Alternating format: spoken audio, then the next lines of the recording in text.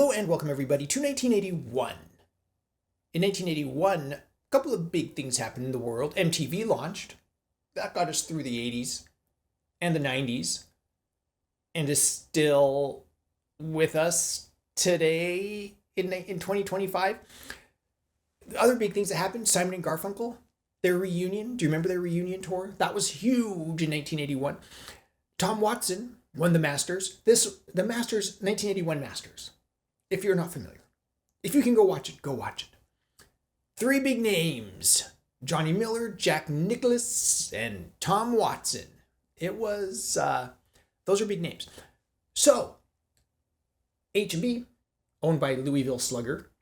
H&B comes out with this Powerbilt Grand Slam iron. How good could it be? I don't know. Let's go find out. Let's get this on the review table and talk about some identifying features. Pretty easy to see here. The aft portion gives it away. Powerbilt H&B Grand Slam. Obviously, you know, Grand Slam as in baseball Grand Slam and Grand Slam as in the four majors, which I think have changed over time. I think the U.S. Amateur used to be one of those. Anyway, then we have the iron number here on the sole, 6, and that's all that's on the sole. Looks pretty clean, mirror finish, sharp leading front edge. No nonsense grooves. They take up a big percentage of the face. Some irons have more or less of this polished chrome here on the toe. As you look at it at address, it is pretty thin on the top line. Has a nice sharp edge right here. I don't sense any rounding. The toe is also pretty sharp. Again, this is a 6 iron, so it's not like we're blending the 8s into the wedges or anything. There is this double knurling right here around the hosel. I don't see a pin on the shaft, so it doesn't seem to be pinned. As far as offset goes, there doesn't seem to be any offset at all on this. Move up the plain black ferrule, stepped shaft. Here is the Powerbilt Super Action shaft. I put a sticker on here to remind me of the year, 1981, and we have a Golf Pride chevron grip, which I really like, by the way. I see so many victory grips. It's nice to see a chevron. So that is the Powerbilt Grand Slam 1981. So let's roll the footage of when I took this out on the range, and I'll tell you how it feels. Powerbilt Grand Slam. Powerbilt HB, owned by Louisville Slugger. So obviously the Grand Slam refers to in baseball when you hit a Grand Slam. But wait, vintage golfer. There's a Grand Slam in golf too when you win all 4 majors. Oh yeah, that's right. Tiger did that, huh? The Tiger Slam. Several other golf, lots of golf, several golf, not a lot. A few golfers have done that. Bobby Jones, back in the day. Before the PGA Tour Championship.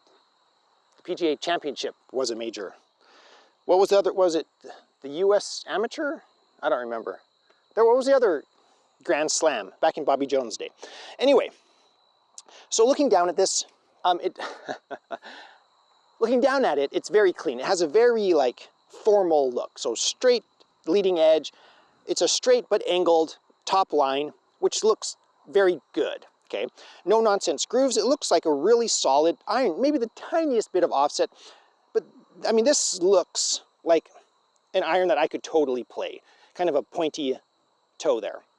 So yeah, but looking at it from this angle, this is a design that they stuck with for decades and decades and decades, where they were making this kind of mountain peak wing. I don't know if I want to call it a wingback design, but it's just a lovely design that they've had for so long. And they've done everything. They've done stainless, they've done forged, you know, the citations, the levelooms, all sorts of, you know, interesting clubs. So I'm excited to try it, but nothing offensive about it. I did wrap the grip because it was fossilized, and I wanted a little bit of traction here testing it. I didn't want to put on, you know, a $12 grip. So, looking down at it, nothing offensive. Good grip. All right. Swing down at the golf ball. A little skinny, and it gave me feedback which is what you want in a blade. It's still almost carried to 150. Got a little roll on it. So was it, this will date the video, but Scotty Scheffler recently shanked one. I think, was it the Tour Championship? He like shanks one out of the bunker. And so they asked him in the news conference. They're like, why did you shank it? He's like, oh, well, you see, when the ball hits the hosel, it goes that way. So when you hit, I did that. That's what happened. It was just like great the way he explained it. Just like, yeah, it just cracked me up. All right, let's try that again without hitting it thin. I just roll in all the footage here. You guys, I'm sure somebody watching this has hit a golf ball thin before in their life. Don't be ashamed of it. It's part of golf. Golf is not a game of perfect. Is that a book? All right, not a sponsor. That was a little better, a little heely. Again, I like the feedback I'm getting from this thing. That one carried about 150. There'll be some data at the end. I'll go to the simulator. All right, so yeah, that's one of the reasons why I love blades, is because of that feedback. So I'm trying to hit this thing correctly with this muscle. We want the weight towards the toe so we're not heel biased. Yeah, this should be fine. Okay, with confidence, I'm just gonna take a full swing here. I have a good grip on here, nothing to lose. And it was a little fadey. Wow, that was a big slice. So we want to do that without that weak grip then. Okay, so back to my normal grip. Down thoughts. There we go. Oh man, that was whizzing. Cleared the 150. What is this, a 6-iron? Yeah, a 6-iron. Well, excellent. So it feels like a blade. It's not too loud. I mean, it's very, it seems very workable as any other thing could be, and I like this blade because it's not like too small. It has some size to it as well. Not huge, but not like tiny. So let me know your thoughts. Grand Slam. Did any HB pros ever win the Grand Slam? I don't know. I mean, let me know your thoughts, memories in the comments below. Powerbilt, Grand Slam. This feels like a solid iron. Is there anything special here? No, not really, but maybe that's what makes it special.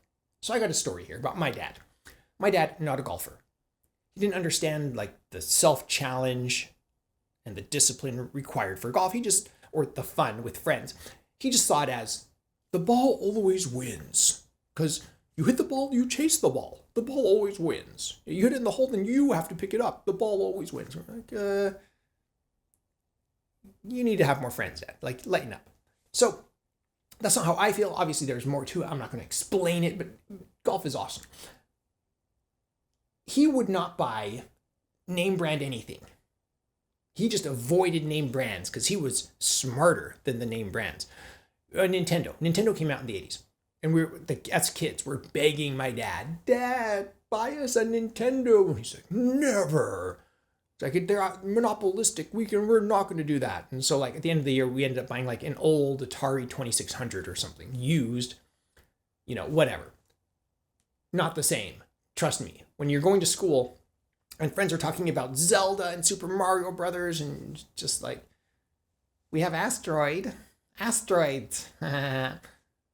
Not cool.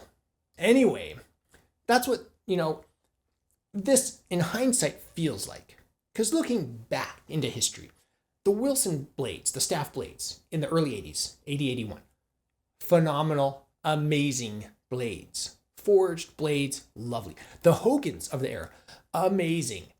Okay, the McGregors of the time were pretty good. The Ping Eye, I think it was the original Ping Eye. I don't think the Ping Eye 2 had come out yet, but maybe. So, I mean, there were some good competitors. And then there's this. It feels as good as most of those. It doesn't look as good as most of those. But H&B was a pro-line brand. So this is not just some off-the-wall, weird little company. This is a powerhouse in the industry. They've been making clubs for decades at this point. So it's just like, No wonder it feels so good. No wonder they got, everything right. It looks good. It looks solid. You show up on the golf course with this in 1981, it's respect. Not, whoa, that's the latest and greatest, coolest thing ever. It's like, yeah, that's a good set, okay? So in hindsight, looking back, H&B, Powerbilt has kind of fallen off the Proline brand. So in the future, it's hard for us to look at this and say, this is a desirable club. But in the era, this was great. Not the best, but great. It feels really good. No offset here. Just when I hit this, it's a very reasonable iron and it looks cool. I mean, it's an H&B. Come on, Louisville Slugger. You want to be slugging that golf ball. So these, I like Powerbilt. I like their woods because their woods are a little bit more distinctive, I think, than maybe some of their irons. But this is a set, a vintage set I'd be happy to play. If maybe in the future we'll do this, but like if my buddies were like, we're going to choose McGregor and Wilson and Ben Hogan and HB, I would take the HBs because it's different and cool. Like my dad, right? Who's just like, sorry, Nintendo, you're going to have to wait. We're going over here to something less maybe mainstream. I'm not saying that these didn't sell well, but maybe not considered the premium of all premiums, best in the world. Really good though. Let me know your thoughts, memories. Powerbilt, HB, Louisville Slugger, 1981. Are you a Simon and Garfunkel fan? Are you an MTV fan? Let it all out in the comments below. Thank you everybody for watching. I want to give a huge shout out to my patrons. Thank you so much for your support. I can't thank you enough. I really appreciate it. If you want to support this channel in another way, you can visit my Amazon shop. I'll put a link in the description below. I am an Amazon associate. I make proceeds from qualifying purchases. If you enjoy this content, please subscribe. I am the Vintage Golfer.